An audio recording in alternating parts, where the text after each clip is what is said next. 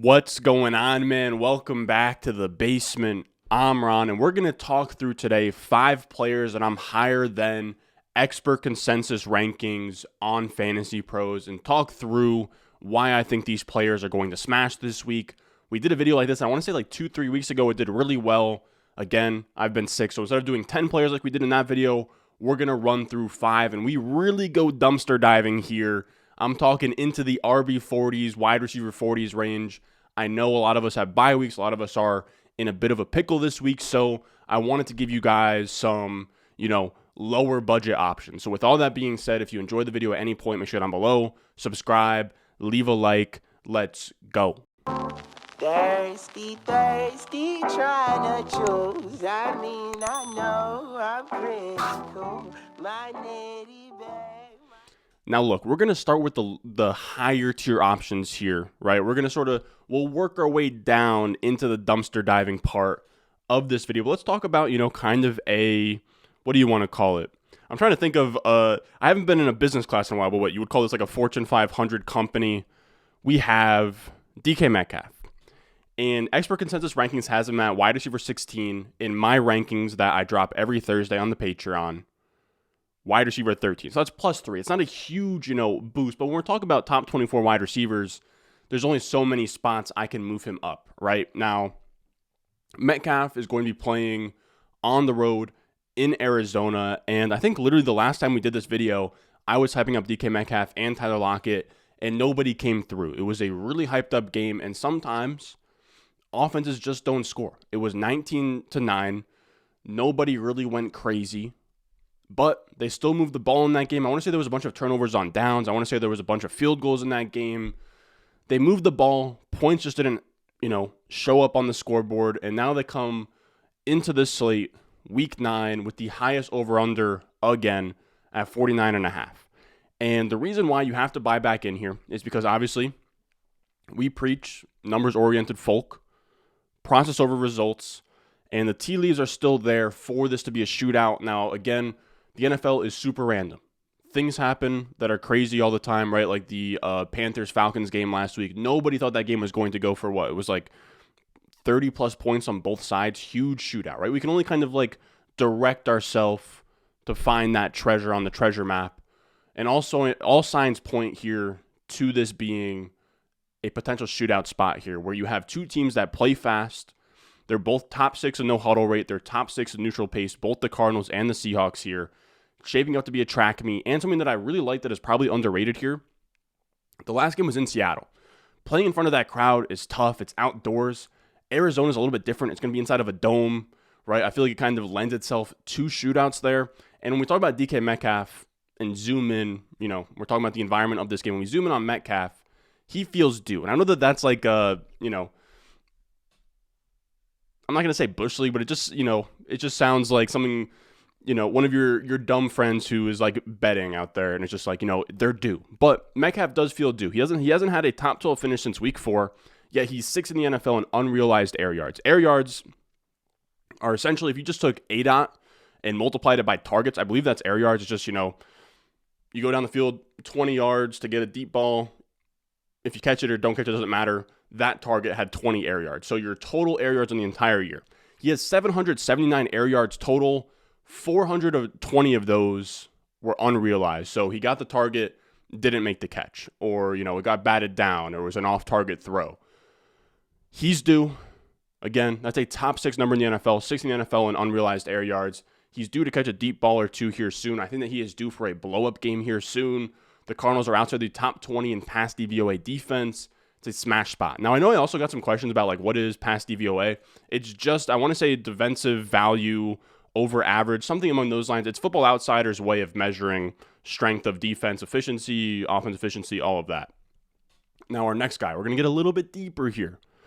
We have Drake London, who expert consensus rankings has him at wide receiver 32. I have him at wide receiver 29. It's plus 3. Again, it's hard to have plus 5s or anything, but as we get deeper here, we have, bigger stands against expert consensus rankings. But with Drake London here, I get the Falcons have been tough for fantasy, right? They're this run-first, slow offense. Arthur Smith is killing all of our Pitts in London shares, but they get a great matchup here. They're going to be at home against the Chargers, and the Chargers routinely drag teams into shootouts against their will. The Chargers won a 34-24 game versus Houston. They had a 30-28 game versus Cleveland. They had a 37-23 game with the Seahawks. And you could see something like this happening again with the Falcons. The game is set at a 49.5 over-under, which is tied with Seattle, Arizona for the highest of the slate. We want to be attacking these two games. And when we talk about the Falcons and Drake London also, like Metcalf, feels due. He's still top 10 in target share in the NFL at 28.8%, and he's playing a Chargers defense that's allowing the fifth most adjusted points per game to wide receivers. Now, when I say adjusted points per game, this is J.J. Zacharyason's metric. I want to say it's on his Patreon, or he drops like a data dump every week. It's really cool. And it takes fantasy points allowed by team and it adjusts for strength of opponent across the season. So it takes into account, right, if you get torched by Cooper Kupp, it doesn't, hurt as bad, I guess, as like getting torched by, say, like a Garrett Wilson. Now, I think in this spot here, the Falcons are going to have to keep up with the Chargers, who play fast and throw the ball.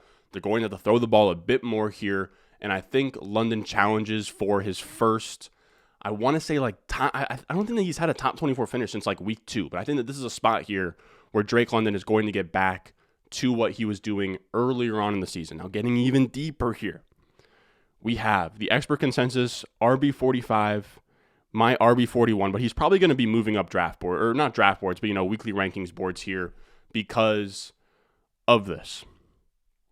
JT missed another practice here. This guy said he doubt he plays Sunday. When I wrote this outline, I was under the assumption that he would play, but play hurt.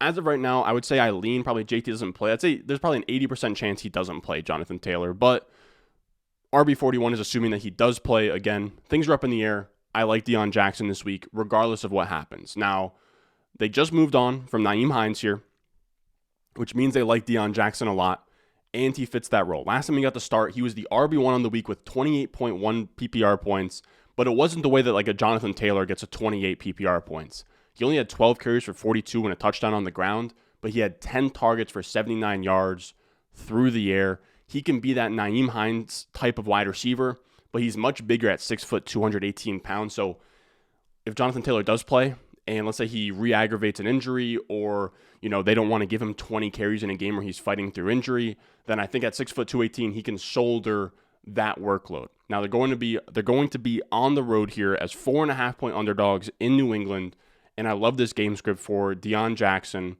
who, again, last time he had the start, had 10 targets. I think even if Jonathan Taylor shoots up, he'll still be in line for like 5 or more targets, 7 or more carries, with upside for more if Jonathan Taylor re-aggravates something. Or if Jonathan Taylor ends up being inactive, I think Deon Jackson's like a top 15 play this week as just an all-purpose back. There's no Nyheim Hines. There's no Jonathan Taylor. If he's on waivers out there, go scoop him. Again, regardless of the situation, I think if Jonathan Taylor shoots up, I think Deandre Carter is still somebody, or not Deandre Carter, I think Deon Jackson is somebody you can start as like an RB2 in a hero RB build. And if Jonathan Taylor is ruled out, then you are firing up Deon Jackson everywhere. Now, our fourth player, I'm ahead of consensus on. I'm really going dumpster diving. I sort of spoiled it, but Deandre Carter. In ECR, which is expert consensus rankings, he's wide receiver 49. In my rankings, he's my wide receiver 40. And I told y'all we're going dumpster diving here with a guy like Deandre Carter, and he's low-key in a smash spot here.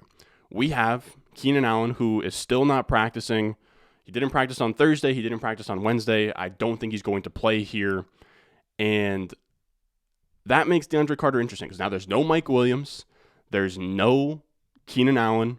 And you have Deandre Carter in a really nice spot here. He's also like this interesting build where he's like the slot guy. He's like 5'8", 190 pounds, small school guy, dynamic, can make plays in space. And he's actually gotten his 2 highest targeted games in his last 2 games. So beginning of the year, he was hovering around like 3 to 4 targets per game. He has cleared 5 or more targets in his last 2 games. He is going to be a starting wide receiver in this matchup. Again, Chargers in Atlanta, one of the highest over-unders of the slate. And he is going to be playing against an Atlanta pass defense that is giving up the most adjusted fantasy points to wide receivers. So he's in a smash spot here. He's going to get targets. The Chargers are going to want to pass the ball. I think that he's somebody where if you're in a pinch and you have a bunch of guys on bye, Deandre Carter is a more than fine flex this week, and it feels really weird to say. And I imagine he's probably still on waivers in some leagues out there. Now, our last guy we're going to talk about here, Jeff Wilson. Jeff Wilson, who I'm honestly shocked to see he's only 26. You'd think that Jeff Wilson's like 29. He's been in the league for like forever, but he's not. I want to say he's younger than Raheem Mostert, which in my mind, that just doesn't compute. But ECR, they have him at RB62. In my rankings, I have him at RB38, which is a 24 position disparity. Now, here's kind of where my thoughts are, right? Chase Edmonds leaves. Jeff Wilson replaces him. And Jeff Wilson's familiar with Mike McDaniel in this sort of like 49ers-esque playbook. So I don't think he's going to need a ton of time to get familiar with what Mike McDaniel wants him to be in this offense or learn the playbook and everything. I think he can kind of just be a plug-and-play guy. And his, style in a way is almost interchangeable with Mostert. I know Mostert's more of like the smaller speed back, but I think this is what McDaniel's looking for, a bigger back that can go between the tackles here. And they're playing Chicago. And Chicago's allowing the 5th most adjusted points to running backs here. And again, Mostert's a smaller guy. He's like barely touching 200 pounds. And he has been at between 14 to 16 carries in the last 3 weeks. So if they come out here and they kill the Bears and the Bears letting them run all over them, of course, Mostert could see like 16, 17, 18 carries, but they might take some pressure off of Mostert there, give Jeff Wilson some carries. I think it would be pretty easy to see Jeff Wilson see like 8 to 12 carries in this game, maybe even a goal line look. So in a pretty ugly league, or in a pretty ugly week here where players are going to be on bye, players are injured, players are last minute injured here, I think Jeff Wilson is, again, a completely fine, hero RB2. You can just plug and play if you're looking at, really, really ugly options. Like you're looking at like maybe Dontrell Hilliards. If you're looking at like, I know he already played with like Rex Burkheads. If you're sort of looking at your dumpster diving for this RB2, I think Jeff Wilson's a guy that you can put in your lineup and pray he scores a touchdown and runs for like 40 plus yards. I do think that is completely fine. Now, again, that's 24 spots ahead of consensus. Again, they let Chase Edmonds go. I think he's going to slot in there and get work right out the gate. Now, that is going to do it for us today. If you want access to my complete Week 9 rankings for fantasy football, that is going to be on the Patreon, patreon.com/Ron Stewart. It'll be down below in the description. It'll be down below in the comments. Every Thursday, I come out with my Week 9 rankings, and then every Sunday morning, I update them for all the injuries that happen, and then I hop on live for like a half an hour and answer start-sit questions. I'm telling you, you guys get a ton of value over on there, especially after I upload this video. I'm doing a Dynasty Rankings update, so a ton of stuff going on the Patreon. If you want, you can check it out. If you don't want to, like, subscribe, comments go a long way. Now, as always, thank you for watching. I appreciate all you guys a ton, and I will see you in the next one. I got the juice, I got the juice. Channel, Chatham's on. Foolies glad I'm home. Even my haters kinda glad I'm on. Rest in peace to my vagabond. Rapper, song, singer, suspended, subpoena from Mr.